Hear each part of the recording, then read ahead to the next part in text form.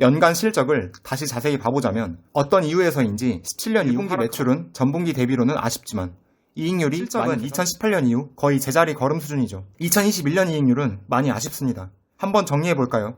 LIG 넥스원의 2022년 순이익 기준 PER은 안녕하세요, 강남오리입니다. 탈세계화 그리고 신냉전이라는 투자 아이디어를 기반으로 방산주를 간단히 정리해봤습니다. 트럼프 정부 때부터 시작된 미국과 중국 간의 무역 분쟁, 그리고 최근 러시아, 우크라이나 전쟁, 그로부터 발생된 미국이 주도하는 서방 세력과 러시아, 중국을 중심으로 하는 세력 간의 견제, 탈세계화, 신냉전을 예견하는 전문가의 의견이 다수 보이고 또한 각 국가의 군비 증강 소식들이 하나씩 들려옵니다. 우리나라 방산주에 눈길이 갔던 하나의 중요한 이유입니다. 동시에 최근 컨센 상위 종목에서도 보이더군요. 그래서 정리해봤습니다. 첫 번째, LIG 넥스원입니다. 1분기 잠정 실적을 기준으로 보면 전분기 대비 매출은 아쉬운 수준이지만 이익률이 상당히 좋아졌죠. 전년 동기 대비로는 매출, 이익 측면에서 모두 우수합니다. 끝으로 컨센 대비 매출은 보통이지만 역시나 이익률이 우수합니다. 어떤 것을 파는 회사인지 보니까 PGM이라고 정밀 타격 무기 제품이 주력인 것 같습니다. 정밀 타격이라 하면 대공, 대함, 대잠, 대지, 공대지, 수중 무기 등의 제품이라 설명이 되어 있습니다. 연간 실적을 보면 2017년 매출 1조 7천억, 2021년 매출 1조 8천억으로 2021년에 들어서야 2017년 정도의 매출 수준을 회복했습니다. 현재 주가도 2017년 수준에 머물러 있죠. 다만 이익률은 상당히 개선이 되었습니다. 연간 실적을 다시 자세히 봐보자면 어떤 이유에서인지 17년 이후 하락하다가 2021년에 들어와서야 회복을 했습니다. 2022년 매출은 2021년 대비 18% 증가를 예상하고 있습니다. 재미있는 것은 2020년부터 이익률이 개선되고 있다는 점인데요. 저는 아직 그 이유를 파악하지는 못한 상태입니다.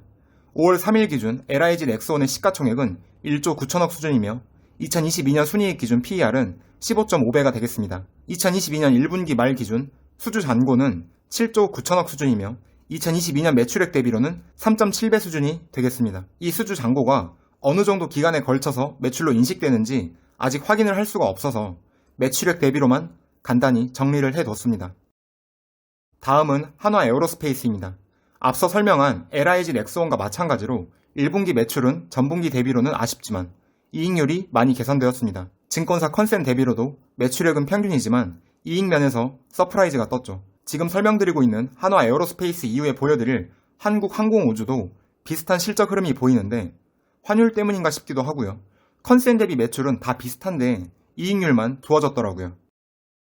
한화 에어로스페이스는 방산과 항공 엔진이 주력 매출인데요. 방산 사업은 자주포, 발사대 등의 제품이며 항공 엔진은 항공기용 가스터빈 엔진 및 부품이라고 사업보고서에 기재가 되어 있습니다. 2021년에 들어서 전반적으로 사업 매출이 증가세를 보이고 있습니다. 한화 에어로스페이스의 경우 2017년부터 꾸준히 사업 매출은 소폭이지만 증가세를 보이다가 2021년에 들어서 큰 폭으로 증가했습니다. 2017년 매출은 4조 원대, 2019년 매출은 5조 원대, 2021년 매출은 6조 원대 매출을 기록했죠. 이익률도 2018년 잠깐 삐끗한 것을 제외하면 꾸준히 증가세를 보여주고 있습니다. 다만 매출의 증가세와 주가의 흐름이 동일하지는 않습니다.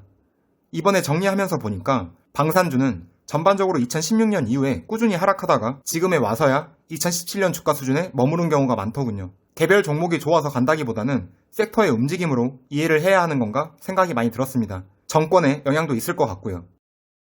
한화 에어로스페이스의 연간 실적입니다. 2022년 매출은 전년 대비 11% 증가를 예상하고 있고 영업이익에 대한 기대는 높지 않네요.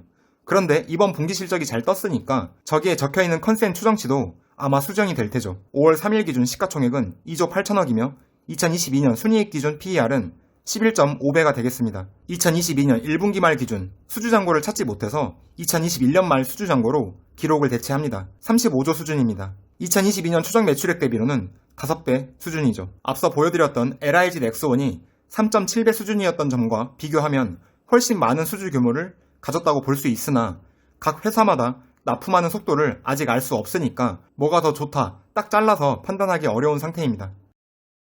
마지막으로 볼 기업은 한국항공우주입니다. 앞서 보여드렸던 두 기업과 마찬가지로 매출은 전분기 대비 아쉽지만 이익률이 많이 개선되었죠. 컨센 대비로도 마찬가지입니다. 전반적으로 방산주에 대해서 증권가의 시선이 큰 기대는 없었던 것 같아요. 특히 이익률 측면에서 보면 말이죠. 오늘 보여드린 세 종목 모두 증권사 컨셉 매출과는 비슷하게 실적이 떴지만 이익 부분은 어닝 서프라이즈입니다. 한국항공우주는 T50, KUH 등 사업으로 구분이 되는데요. 어떻게 생겼는가 보니까 사진처럼 보이는 제트기를 만들고 있습니다. 국산 제트기라니 대한민국 한 명의 국민으로서 자랑스럽기도 하고 이런 제트기 양산에 성공해서 수출도 많이 했으면 좋겠습니다. 대한민국 만세 이런 거를 떠나서 실적은 2018년 이후 거의 제자리 걸음 수준이죠. 2021년 이익률은 많이 아쉽습니다. 오늘 종가는 2018년 수준에 머물러 있죠. 2022년 매출은 2조 9천억, 영업이익은 1,300억을 전망하고 있지만 그렇게 나온다고 해도 2018년 수준입니다. 조금 아쉽습니다. 한국항공우주의 연도별 단기순이익률을 보면 잘 나왔을 때가 5%인데요. 조금 의외죠. 사실 한국항공우주뿐 아니라 앞서 말씀드렸던 LIG 넥스원, 한화에어로스페이스의 경우에도 순이익률이 생각보다 높지 않더군요. 오늘 말씀드리고 있는 방산주 이익률에 관해서 잘 아시는 분이 댓글로 좀 설명 좀 해주시면 정말 감사하겠습니다. 한국항공우주 오늘 종가 기준 시가총액은 4조 6천억이며 2022년 순이익 기준 PER은 50배입니다. 수주 잔고는 2021년 말 기준으로 18조 수준이며 2022년 매출액 대비로는 6.4배 수준입니다. 한번 정리해볼까요?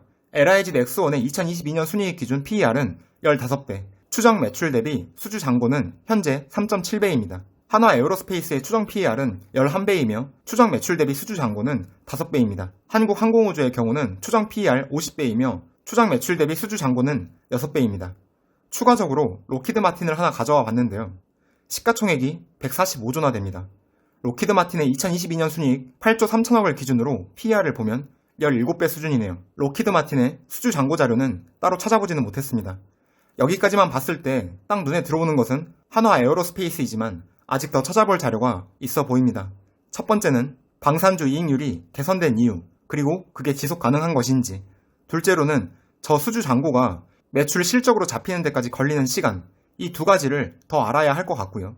한국항공우주 IR 부서만 연락이 되어서 문의를 드려보니까 애매모호한 답변만 해주시고 명쾌하게 답변을 안 해주시더라고요. 따로 더 찾아봐야 될 것 같습니다. 관련해서 아시는 분이 있다면 댓글로 공유 부탁드립니다. 오늘 준비한 자료는 여기까지입니다. 영상과 관련된 생각을 편하게 댓글로 공유해주세요. 구독과 좋아요는 자료 정리할 때 정말 큰 힘이 됩니다. 감사합니다.